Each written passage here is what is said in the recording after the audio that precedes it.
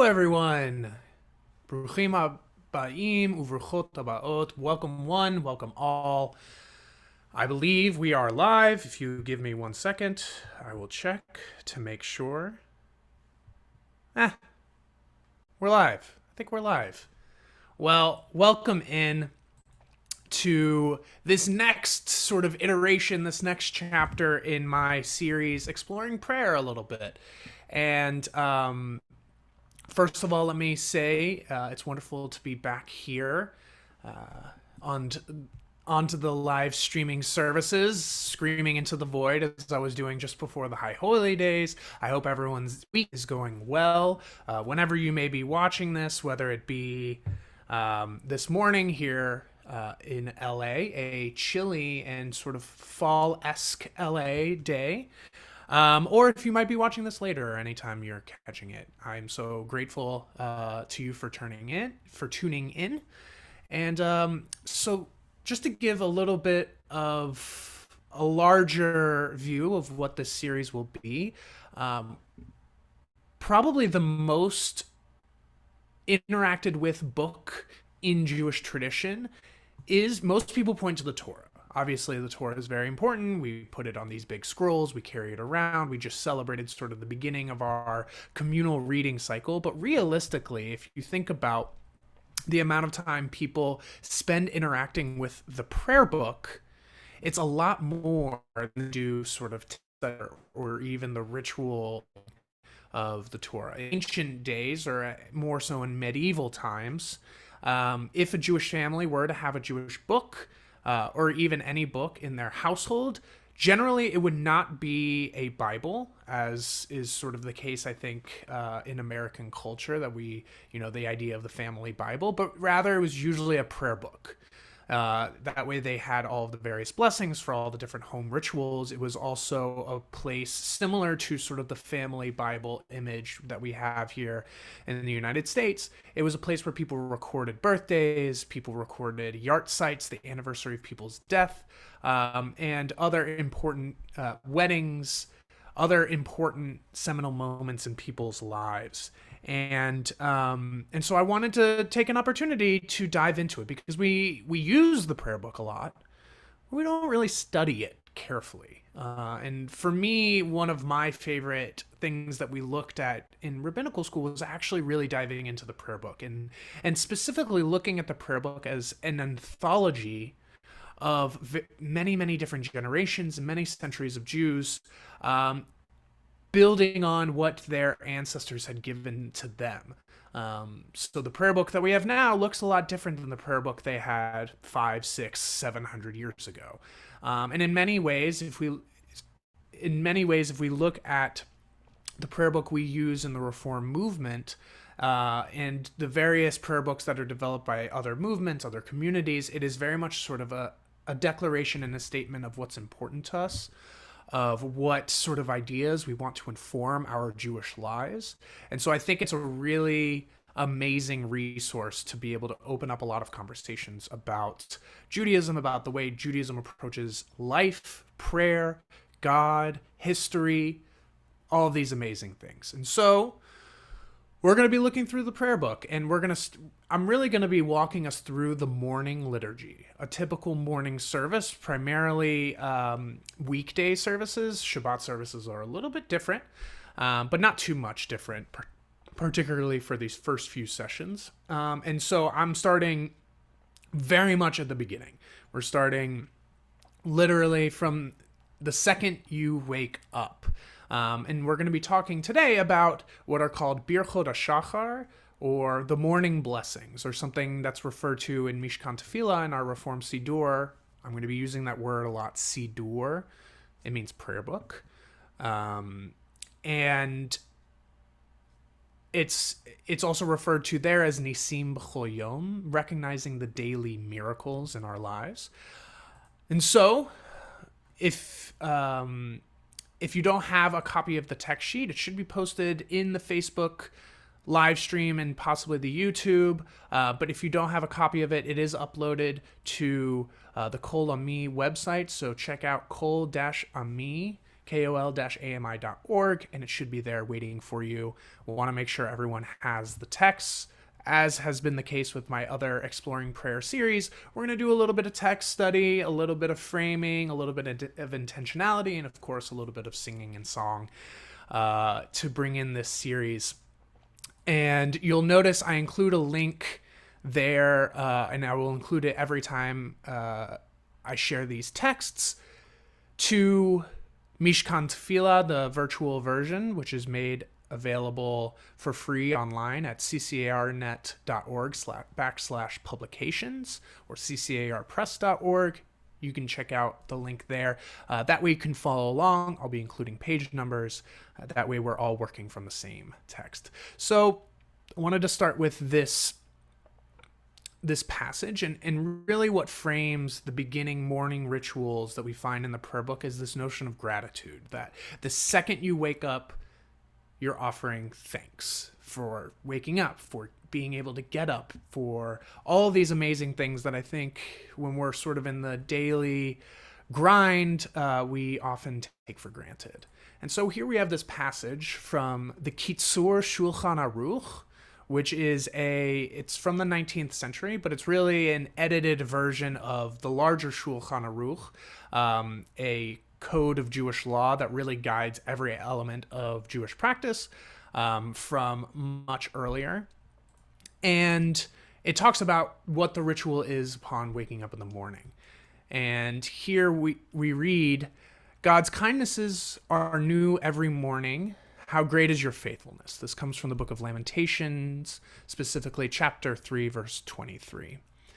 And the Shulchan Aruch teaches, this verse teaches that every morning a person becomes a new creation. We are created anew every day. And they should give thanks. This person should give thanks with all their heart to the source of creation, the power, the larger energy in the universe that enables us to get up and keep moving and keep loving and singing and working and all of those amazing things that we get to do. Blessed be God's name. And they should give thanks for their good fortune. And that's very much the frame that we're going to use for these morning blessings, which is really gratitude. In modern days, we would refer to this as a gratitude practice. The idea of every morning, even notions of daily affirmations, it is very much dovetailing and in line with what we have from centuries of Jewish tradition.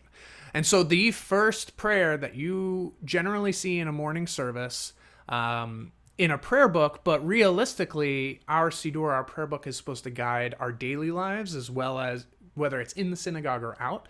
And so literally we're taught that the second you wake up, while you're still laying in bed, you're supposed to recite this passage. Modeh, if you are a man, Modah, if you're a woman.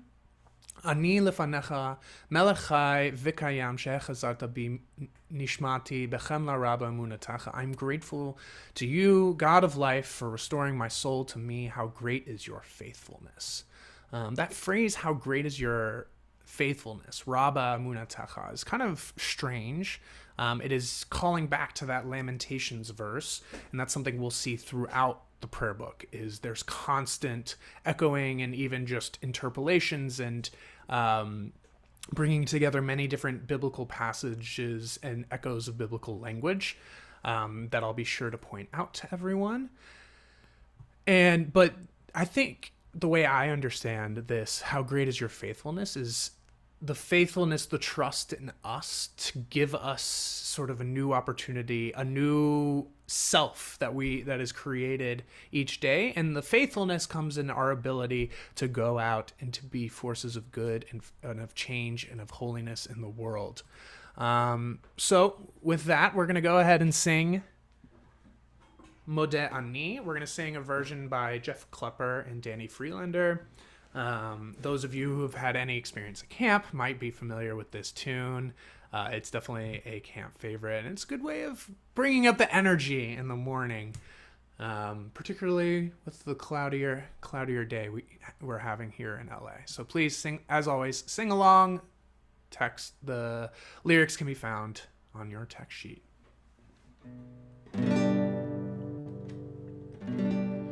Modeh אני לפניך,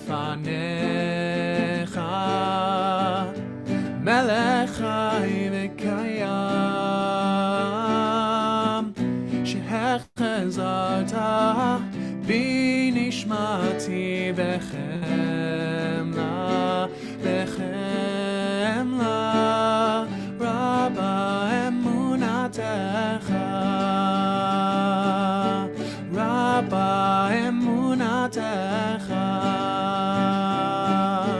מודה אני לפניך,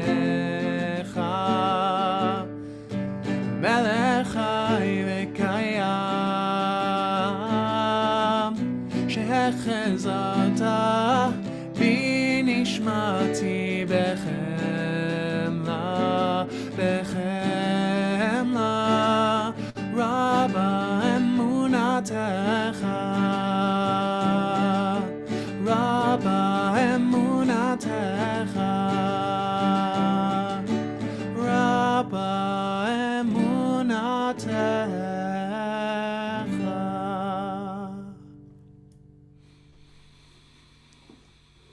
Let's take a deep breath and sort of breathe in that gratitude that we were just singing aloud, but let's take a second to let it soak in. I'm that kind of person, I can tend to rush from one thing to the next and have trouble pausing. So one moment for a pause. Okay, that was nice. I needed that. Great. Okay, so as we move sort of on this, you could call it a journey of gratitude or something sort of fancy and floral like that, we move into a more specific gratitude. And it's actually related to Moda Ani, because we read, Shehecha Zarta Bi Nishmati, you have restored my soul to me, returned my soul to me. And in a second, we'll be singing and reading a blessing, a prayer that is specifically about that returning of the soul. But these two prayers that we have, these two blessings, later on in the series, I will be able to explain the difference between a prayer and a blessing, just as a way of seeding that. I think the simplest way of thinking about it is a blessing is saying thank you and a prayer is saying please. So here we're saying thank you, so it's generally a blessing. When we recite a blessing over food, we're saying thank you. The please comes a little bit later in the service, but for now, it's all gratitude. So we have these two blessings that are really companion blessings. One is all about our bodies and the importance of physical health, the importance of being aware of our bodies and listening to our bodies. And the second one is about our spirit, or our soul is typically the word. But the thing that makes us us that isn't always tied to our physical being. Now, that's a much longer conversation, and if you have thoughts about that, I hope you'll include them in the comments or send me a chat privately. I hope that this is the beginning of a dialogue, not just me talking at a screen and at many of you. But the first one we have is called Asher Yatzar, and I'll go ahead and recite the blessing. Baruch atah Adonai Eloheinu melech haolam asher yatzar et ha'adam b'chokhmah u'voravo nekavim nekavim chalulim chalulim galui v'yadua lifnei chisei chevodecha she'im yipateach echad mehem o yisatem echad mehem אי אפשר להתקיים ולעמוד לפניך. Baruch atah Adonai rofeh kol basar u'mafli la'asot. Blessed are you, Eternal One, Sovereign of the universe, who formed humanity in wisdom, creating within us many pathways and passages. It is well known before you that were one of these passages to fail, we would not be able to endure and stand before you. Blessed are you, Eternal One, who heals all flesh and brings wonder into the world, brings wonders into the world. And this blessing itself is a little bit quirky in a sense. I find it immensely beautiful because on the one hand, it's talking about things that we don't often associate with like spirituality or religion or things being holy, because it's literally talking about the many different passageways that enable us to live, to eat, to breathe, to continue to grow and be healthy. And that's something that I think, particularly in our modern sort of post-Enlightenment culture, we think of that as being sort of the profane, and then the more lofty ideals of religion being the sacred, what's sacred. But Judaism, and this blessing in particular, teaches us that it is our obligation to make every single element of our lives sacred. And so that includes the things that are, people get embarrassed about or think people don't talk about as much. And so this blessing in traditional Jewish communities is actually recited after every time someone uses the restroom. So that's a way of sort of bringing holiness quite literally into sort of every element of our lives. And Dan Nichols has a beautiful, beautiful rendition of this blessing that I'll share with you now.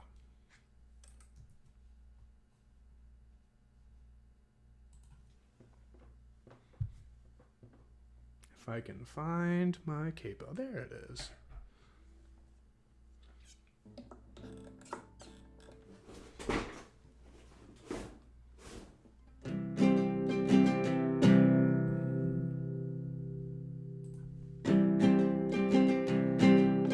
It just starts with woes. Whoa. Try that with me. Whoa.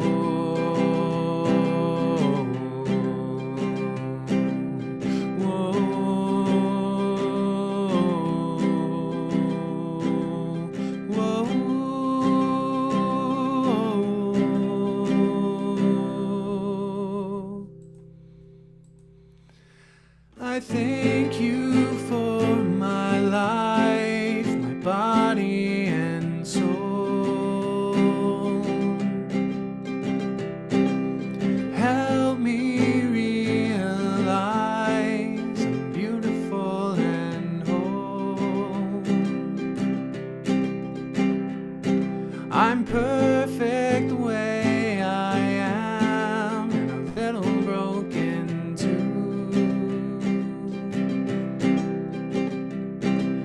I will live each day as a gift I give to you.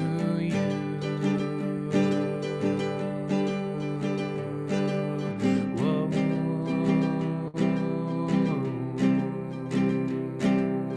Whoa.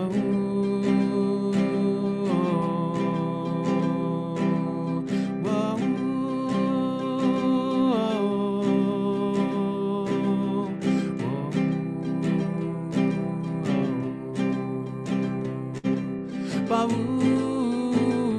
atah Adonai,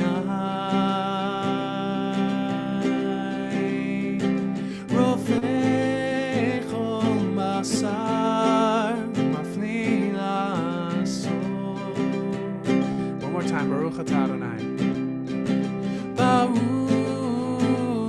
atah Adonai,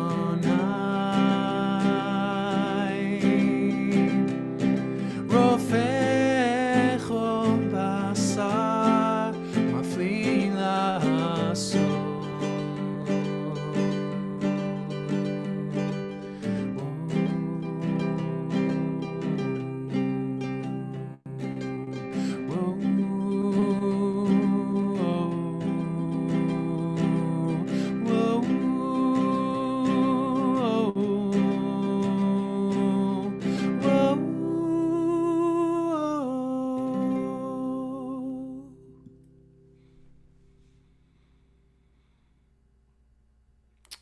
And as a way of bringing in that gratitude for our bodies, Rabbi Elise Goldstein reads at the top of that page, Shmirat HaGuf, taking care of your body, is viewed as a spiritual as well as a physical act. The well-being of the body has to be maintained as a vessel of the soul, the repository of that which most closely connects us with God.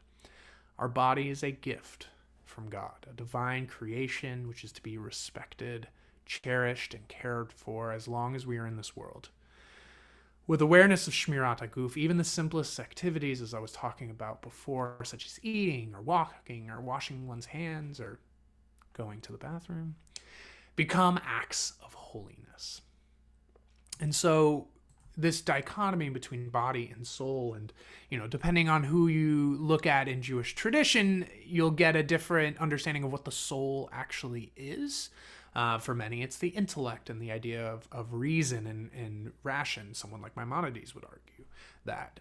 For other people, it's literally a piece of God. It's a piece of the divine light, the divine energy of the universe that breathes into us.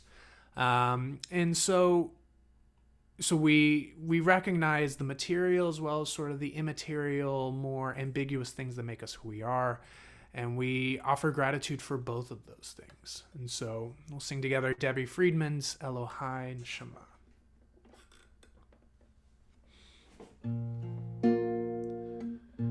Elohai, Elohai Neshama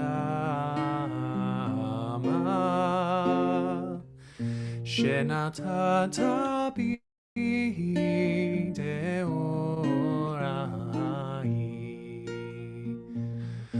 Elohai, Elohai Neshama Shenatata bi teorai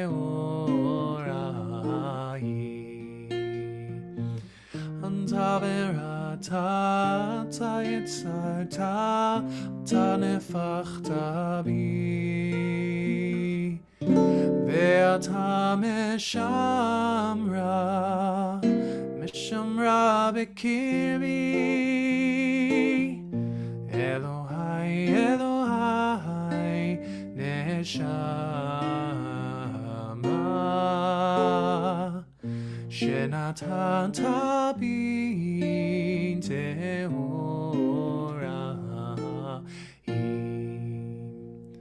Now, Debbie Friedman, in her genius, recorded a different melody for this with some different words, which are actually from the Asher Yatzar blessing before. Oftentimes they're sang together as melody and counter melody, and it's a way of bringing body and soul together musically.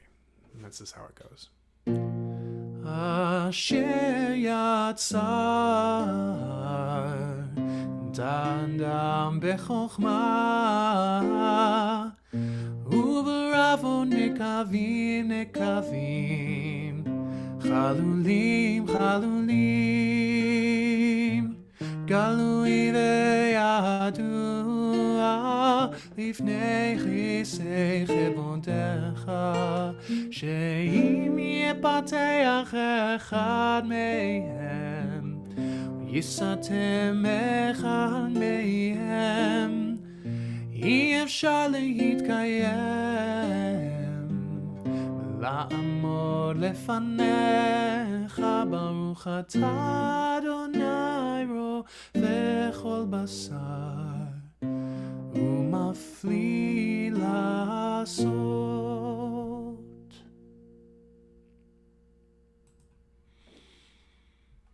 Thank you, Debbie. That's one of my favorites. Okay, so we're going to conclude with a little bit more of text study, a little bit more of the intellectual element of these Nisim B'chol Yom, these daily miracles, but these Birchot HaShachar, the blessings that we recite every morning. Now, the whole Moda Ani, Elohai Neshama, that's sort of its own section.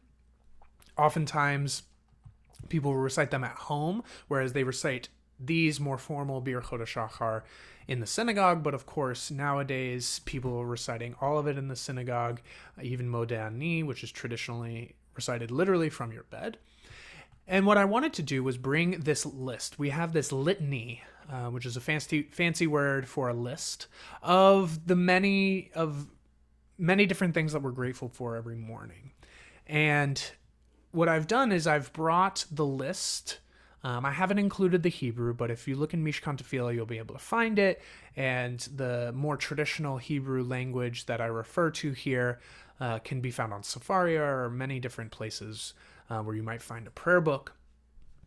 And I wanted to point out not only the shifts in language. Part of Reform Judaism was the importance of being able to reform the liturgy, reform the prayer book in a way, on the one hand, that made services a little bit easier to follow, a little bit less lengthy generally, and also to adjust the language, particularly the Hebrew of the language, in a way that more accords with modern thought, modern values.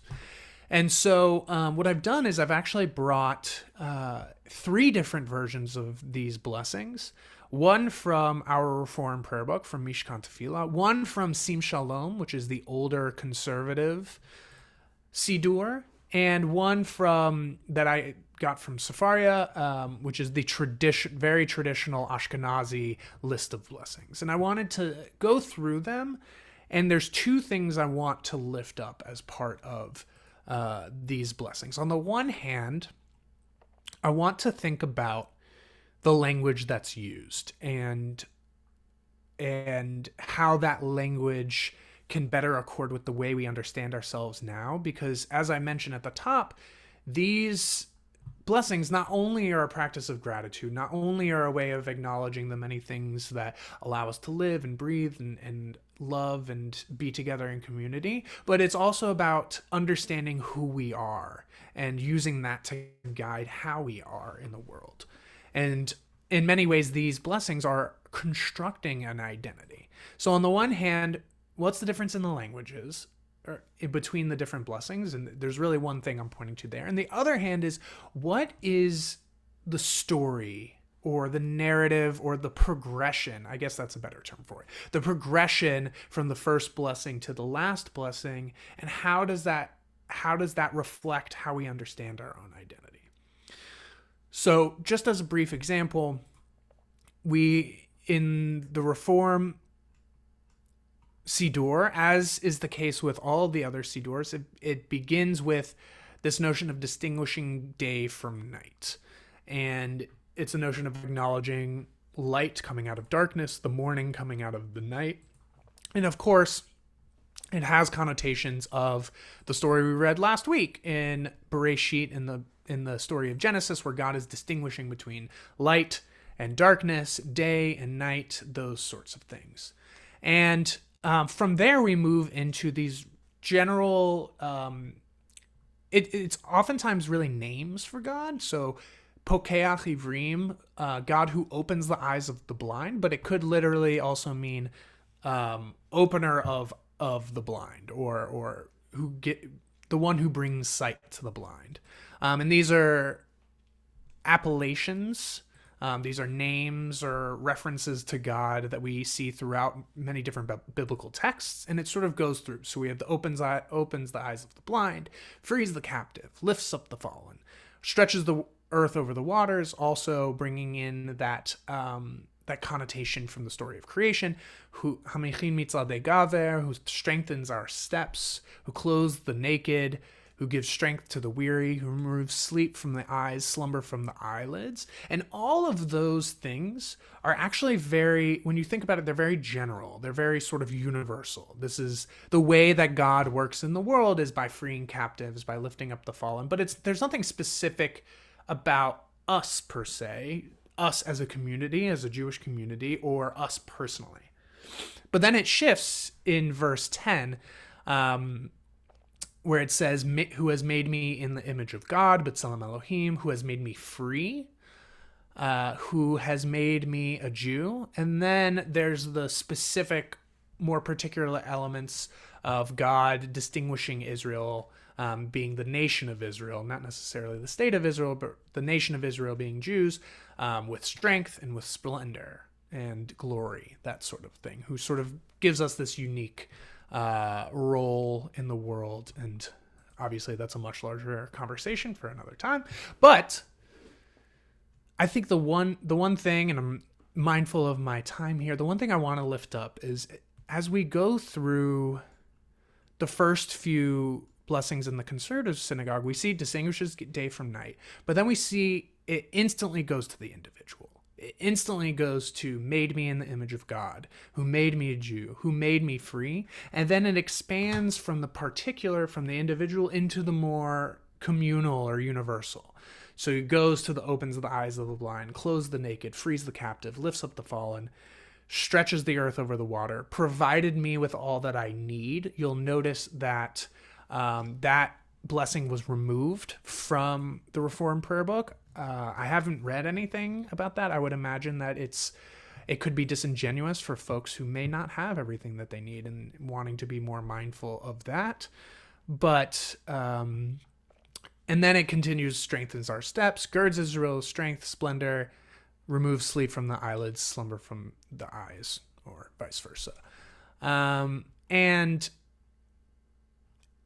And that's different. It's different than the traditional one. It's different than the Reform one. And if we look at the traditional prayer book, it says distinguishes day from night, and then starts with Jew, then free, who has made me in God's image, which is the conservative and Reform formulation of it. But literally in the traditional liturgy, it says it's always in the negative. It's who did not make me a Gentile, who did not make me a slave, and who did not make, this is a very, very controversial one, who did not make me a woman.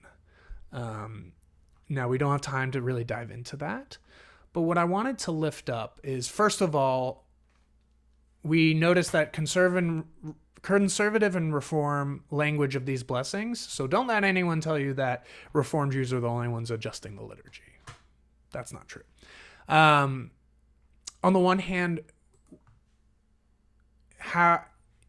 what can we learn from the positive formulations of these blessings rather than it being the negative, who did not make me a Gentile, who did not make me a slave? What does it mean for us to use a positive language for that, and more increasingly gender inclusive language, which is really, really important to us? And the second thing is the trajectory of the blessings often reflects values. So Reform Judaism for a long time has emphasized the universal, the idea that all human beings are equal, over the particular being sort of the unique community of Jews, the unique community of the United States, or whatever it is. And so that's why I think it starts with these larger generalized offerings of gratitude towards giving strength to the weary, clothing the naked, and then it hones in on the particular individual. Whereas we see from Sim Shalom and from the traditional prayer book, it begins with the individual and then it expands out. And I think that's a question I want to offer as a final question. And please post in the comments or message me separately. I want to continue this conversation. How do you construct your identity? Or how do you understand your identity? Is it, I am a human being, part of this larger human family, or I am my own particular individual with my own experiences, and those experiences allow me to connect with people around me, and also allow me to be different from those that are around me? Do you begin with the personal and the individual, or do you begin with sort of the global and the universal? Can we even begin with the global? Can we even conceive of the global without our own individual experiences?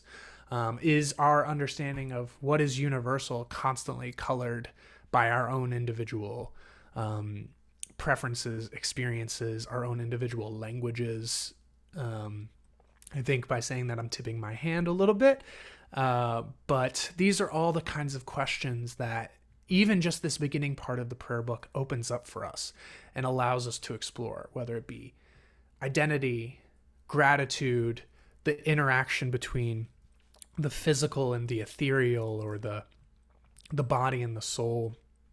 Just within the first few pages of our prayer book of the service, we're getting to these core questions of who we are in the world, how we offer gratitude to ourselves, how we love ourselves, and how we construct our identity and go about building a better world. So that will conclude, as I've gone a couple minutes over, that will conclude my first exploring the prayer book, exploring the Siddur session with everyone. I hope you have a wonderful and blessed day, a wonderful rest of your week, and I will see you back here in 2 weeks' time.